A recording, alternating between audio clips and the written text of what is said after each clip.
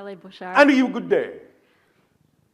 I'm wondering, aside from parallel lives, is it possible to have simultaneous physical realities in the same time frame or time-space point? This is what is called counterparts that we were discussing a few moments ago, yes. Okay, and how many of those can you have? Is there a It limit? depends or? upon how you are arranging yourself and what themes you are exploring. Okay. I was under the understanding that you can't actually, I mean, Let me put it technically. to you this way. You can do the math, all right? Okay. Of the approximately 7 billion people on your planet as physical individuals, there are only about 350,000 to 400,000 oversouls. Okay. So do the math. Right. Right. That's an average. It fluctuates a bit, but that's an average. Okay. And I was under the understanding that if you had a counterpart, that you wouldn't actually ever meet them. It depends. Sometimes you might not. It depends upon the themes you're exploring and how it would serve you to meet or not meet them. And sometimes you may run into a counterpart and fall in love with them, and sometimes you may hate their guts. Okay. Now, I'm being a little euphemistic because I certainly don't promote that idea. But nevertheless, knowing how you humans operate, you may simply find that you don't prefer some of your own counterparts. And that vibration may simply be for the purpose of keeping you apart. You understand? Yes. Okay. Do I have any counterparts? Yes. How many? 5. And they're all still living at this time? That's why I gave you that answer. If they were not still living, they wouldn't be counterparts. I feel like I experienced one of them passing in the last year. Sometimes that happens. As you say, ships in the night. Okay. So that is in fact what that... Yes. Okay. Sometimes you will sense it, sometimes you will not. Okay. Does that help you? That does help me. Thank you. Why, thank you. I have one more question. Oh, all right. For most of my life, I have had vivid dreams, Yes. many of them with different types of UFOs. Oh, all and right. I find that the transitioning back Yes. is very difficult to physically awake. Oh, all right. And I'm, That's because your physical reality is so much more dense. yeah. And Okay. therefore, you are attempting to insert yourself and lower your vibration again to match that physical dense reality. So it can feel a little thick, yes. Okay. Can be like trying to push through molasses, yes. Is there a way that I could continue to have these adventures and vivid memories of my dreams Of course. while still waking up feeling Yes. not so exhausted? It requires that you allow yourself a higher degree of lucidity in the dream. Because once you allow a higher degree of lucidity in the dream, you can recognize that you can allow a higher degree of lucidity in physical life. And that can allow you to, shall we say, control the vibration of the physical reality in a way to make it more compatible with your reinsertion.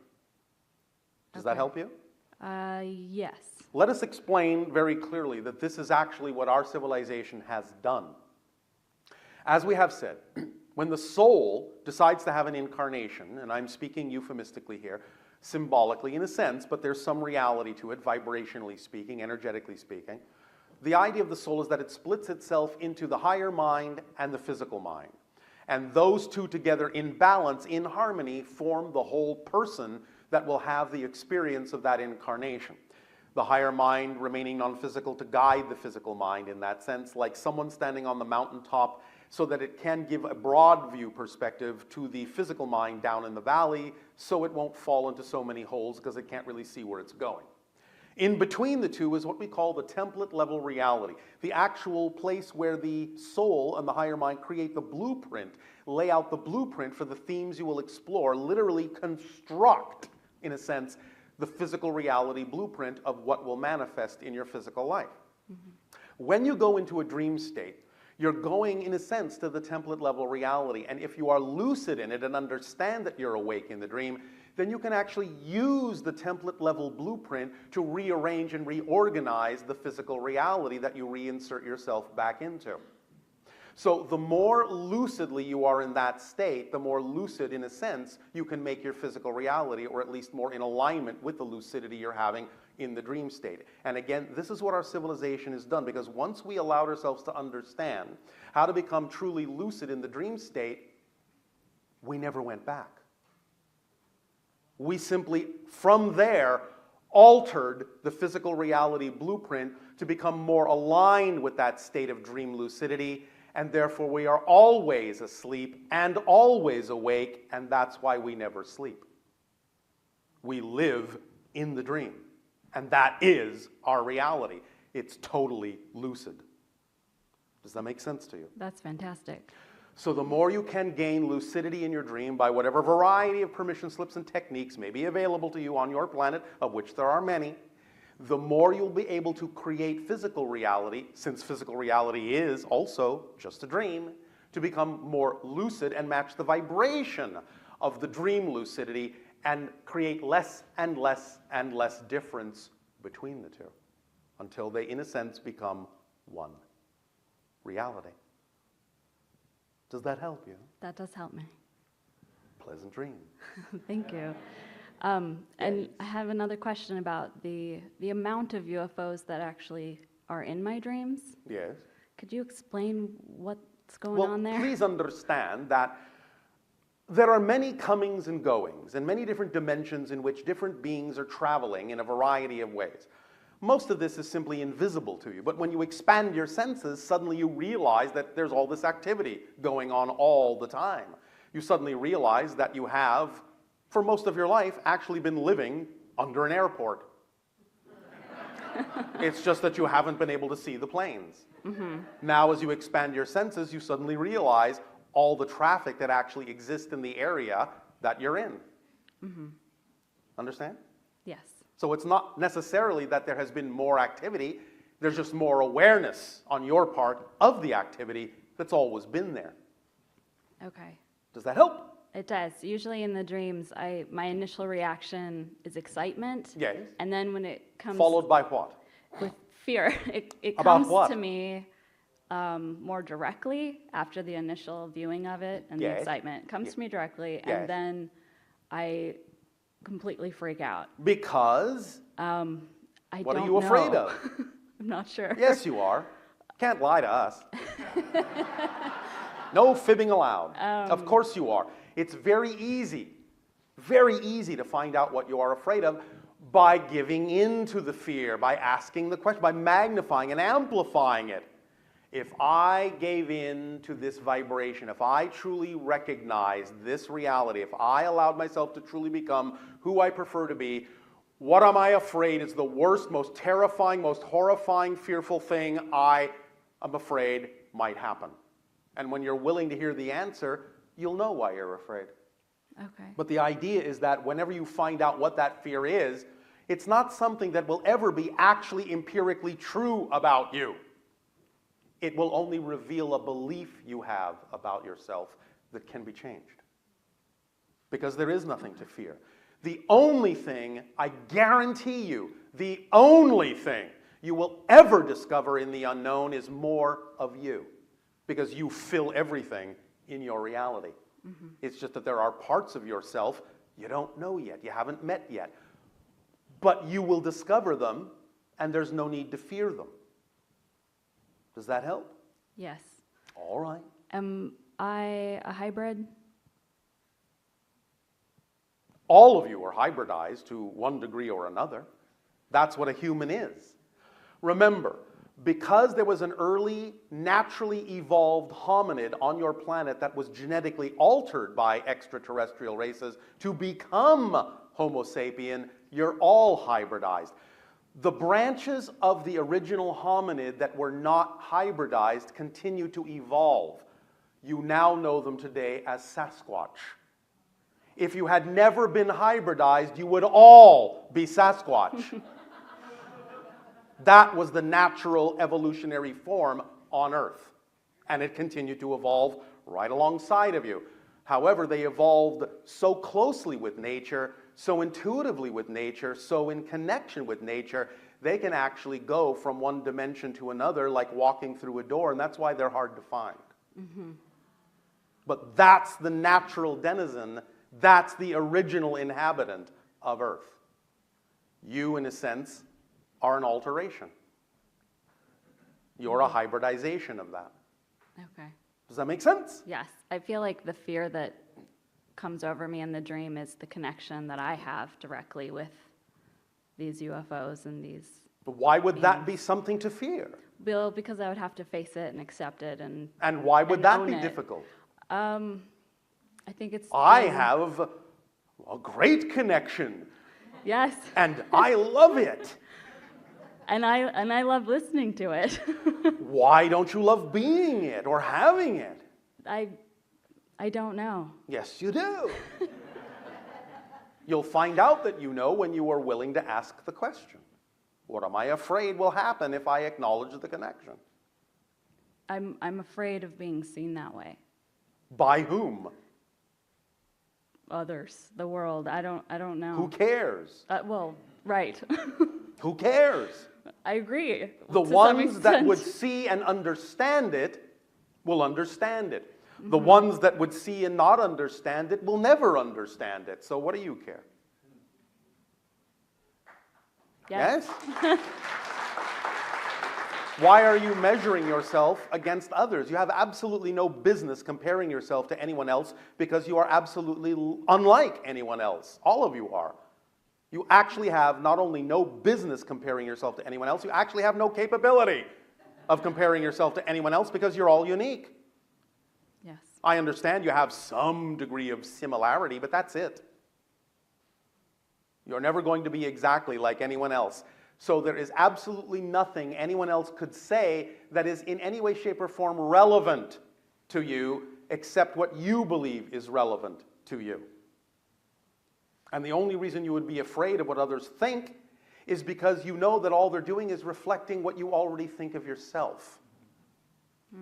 So if you don't prefer the things you think of yourself, change that. And when you change what you think of yourself, you will not give a whit what other people think of you.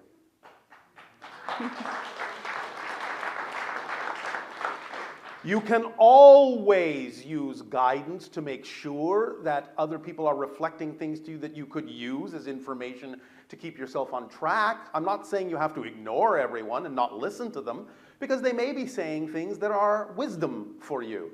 But it's up to you to decide what's true for you and what's not. Totally. Make sense? Absolutely. So again, no matter what anyone says, when you allow yourself to be who you are, thank them for offering you a different perspective.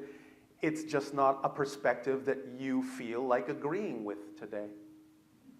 But they are totally entitled to their perspective because you would never disallow or invalidate what they perceive to be true. Because if you invalidate them, why should they validate you? Yes. But again, the irony and the paradox is you don't need them to validate you. And by not needing them to validate you, you are capable of validating yourself and everyone else, no matter how different their perspective of you might be from your own. Do you see the paradox here? Yes, Do you see how to use the power of the paradox in this? I do. Does this help you? Very much so. Why, thank you. Thank you.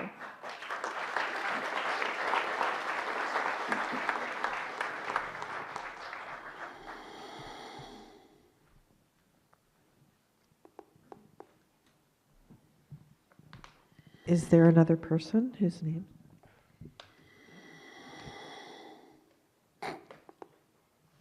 Hi, Bashar. And you good day. I'd like to ask, we're all trying to figure out You are all what? We're all trying to You figure are all what? We are selectively deaf to certain words. Trying is one of them. We are working You're either on, doing something or you're not. we are working on Yes? figuring out what our reality is. You are figuring out what your reality is and in your own way. You're not working on it. You're not trying to work on it. You're figuring it out in your own way. And that's where I could use some help. All right. What help would you like? Well, I understand the concept of parallel reality. Are you sure? It's kind of a new concept for me. All right, and you understand it just like that. Congratulations. but I could use some additional help. In what way? I just stumbled into some information on the history of the human race, Yes. the starting from the beginning, Yes. how Earth was formed and what it was originally intended for, and I'm trying to discern, is that real reality or is that my reality? All realities are real. The question is not, are the realities real? Anything you can imagine is somehow, in some way, shape, or form, a real experience because you can't imagine non-existence. It's not possible. So anything you can imagine has some relevance and some reality somewhere. The question isn't, is it real? The question is it relevant for you? And you are the one to decide whether it is or not. Because if you shift, as you do, all of you, billions of times per second from parallel reality to parallel reality to parallel reality, you are shifting from one version of Earth to another, to another, to another, to another, to another, to another, to another, constantly in order to create the side effect you call space and time. So at any moment, you're actually on a different Earth with a different history. You decide by your vibration which version of Earth you will experience. So if one version doesn't seem to have a lot of relevance to you, one history doesn't seem to be relevant to you, then allow yourself to know that another version probably is more relevant to you. It's not that they're not all true, it's just that you are allowing yourself to experience whichever one is relevant for the themes you chose to explore. But all of them are true. Does that help? Or did that just confuse you even more? Well, I could probably use some clarification. The information I have is that this is regarding the Anunnakis. Yes. And I mean, I don't choose to have that reality, but I'm experiencing. Well, obviously, in some senses you do, or you wouldn't be where you are. Okay, got it. I'll All figure right. that part out. But you can choose your relationship to that idea in a way that only benefits you in positive ways, yes? Yes. So, then if you know that you can always choose a version that benefits you in positive ways, why worry about what other versions there may be if they have nothing to do with you? I actually don't think there's any other version because I've only stumbled into one version. There is no just one version. There are an infinite number of versions of everything you can imagine. You will gravitate to the one that is most in alignment with your particular chosen vibration based on your belief systems. Simple as that. That doesn't mean the other ones don't exist, Okay. but you only experience the one at any given moment that's relevant for you, and that's why it seems like there's only one. Remember, every belief system is structured to make it seem as if no other belief is possible. If that were not true, you wouldn't be able to have an experience in physical reality. Yes? Okay. Makes sense? Yes, it All does. right. So I have a lot of sorting out to do. well, all right. That sounds like fun. I hope It will it become is. clearer as you understand the concept. Okay. I have a question regarding dreams. Yes. I don't have dreams. Yes, you do. I don't remember them. All right. Are they really necessary to remember? No, Okay. Great. they are only necessary to have. Why is that? Because when you go into dream, because of your definitions of physical reality, making it seem as if you're disconnected from the spirit self, you go into the dream state to shut down the physical mind so you can reconnect consciously to the idea of your greater self and recharge yourself. And without that, without dreaming, you would actually go into psychotic shock because you're relying totally on the physical mind, which cannot exist on its own. It has to connect, it has to connect, it has to connect to the higher mind somehow in consciousness. And therefore, when you're not connecting consciously in your daily life, you will connect unconsciously in your dream state in order to maintain the balance of your total being. Because without the idea of making that connection, you are not functioning as a whole being. The physical mind by itself is literally a half-wit. Is it necessarily to consciously remember your dreams? I mean, we've already hooked on No, as I unconscious- just said, as long as you have an unconscious connection, that will suffice. Sometimes it might be necessary to remember certain things if it serves the theme you're exploring. but you don't necessarily have to remember them all. Okay. Does that help you? Yeah, yes, it does. All right, well, pleasant dreams to you, if I'm you sure remember will them. be. Yes. And then I also wanted to find out, there's a lot of people that are trying to connect with their past lives, All lives exist simultaneously. the lives that are called past lives. I know what you meant. How can you give us some tools on how to connect with these lives? You're already connected. You're already receiving information and downloads from all the experiences of the ones that are relevant to the life you've chosen here. So it's not about how do I connect, it's how do you have more awareness that you're already connected. That's a big difference. When you understand you're already connected, that fact alone, if it actually is perceived by you as a fact, will or perhaps can make all the difference in your experience of those connections. Because if you know you're already connected and you take that for granted, then you don't have to try to connect. Trying to connect implies that you believe you're not connected. Knowing you're already connected gives you a head start, and thus then makes it easier for you to perceive the connections that are already there instead of believing you have to do something that you don't know how to do already. Big difference. I guess my question would be then, how do I recognize that I'm already connected? I just told you. I'm Do you sorry. understand that everything exists all at once? Yes. Do you? If you really understand the concept that everything is actually here and now, then the real question is, how can you not know that you're connected? If you don't know that you're connected, then you don't really understand that everything is one and here and now. Because with a true understanding of that, it automatically is understood that everything is connected. Why? Because everything is the same one thing from a different point of view. So if everything is the same one thing, how can it actually be disconnected? There is only one thing in existence. Only one. There's only one moment in existence. Only one. What you perceive as different moments are the same moment from a different point of view. So it's not even that you have separate things that are connected. There is only one thing. Therefore, connection is built in.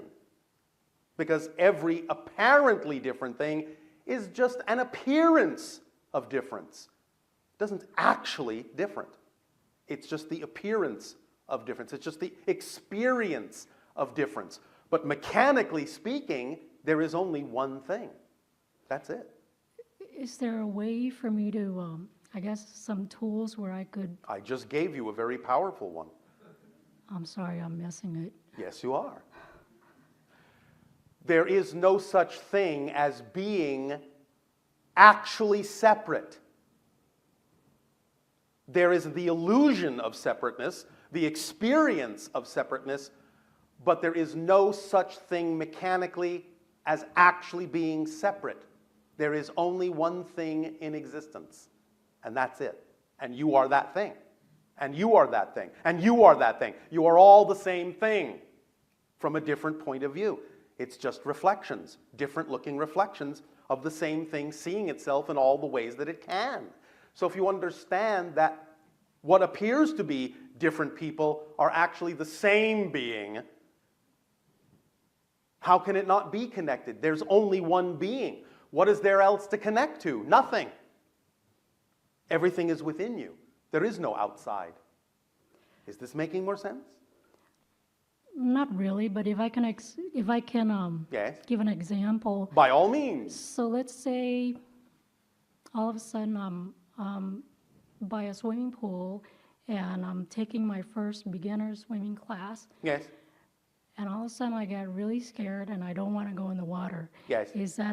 I've never had any water experience, so I don't understand why I'm afraid. So would it be safe to say that that fear of water may be something that is from one of my other selves? It might be, but it doesn't have to be. The fear of water may connect symbolically to some fear you have in your definitional system in this life too.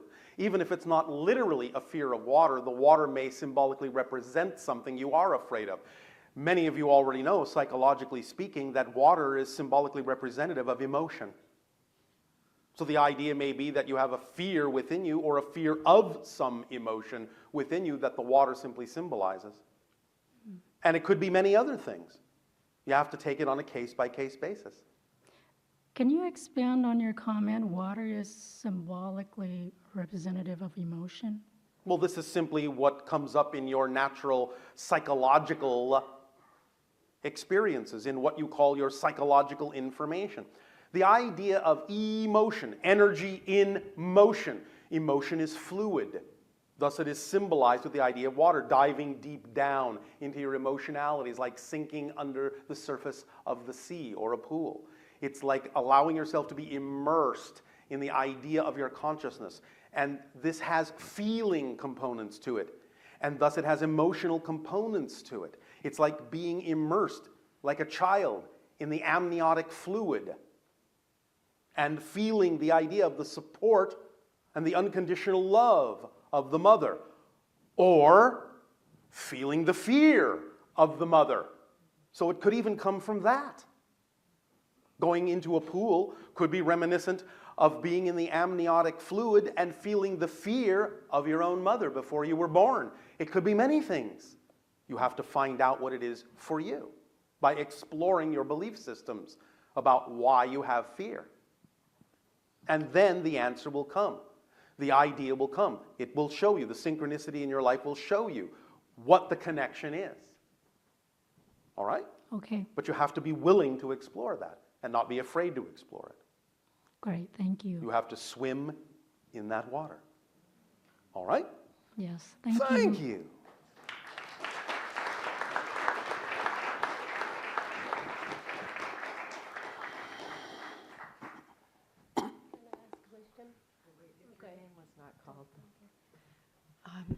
It's about 12:26. If we want, we can have another 10 or 15 minutes if you want to continue, or if you'd rather break for lunch, Tadeo. It is our perception that the majority of individuals in your chamber require sustenance. Thus then, you may take your lunch break. We will resume this transmission after your break.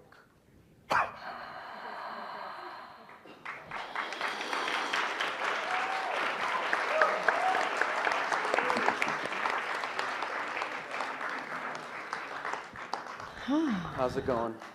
Very good. Thank you, Daryl.